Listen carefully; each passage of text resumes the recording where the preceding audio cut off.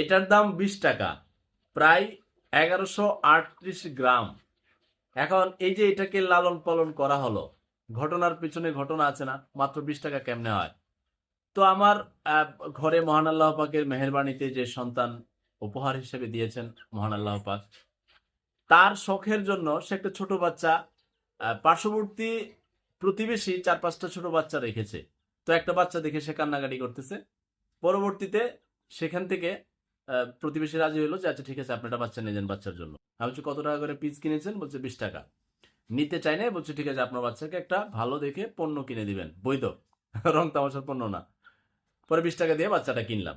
কেনার পরে এটাকে অতি যত্নে, এটাকে আদর আপ্যায়ন করে পালা শুরু হলো। দেখলাম আর কি ঘটনাটা কি হয়।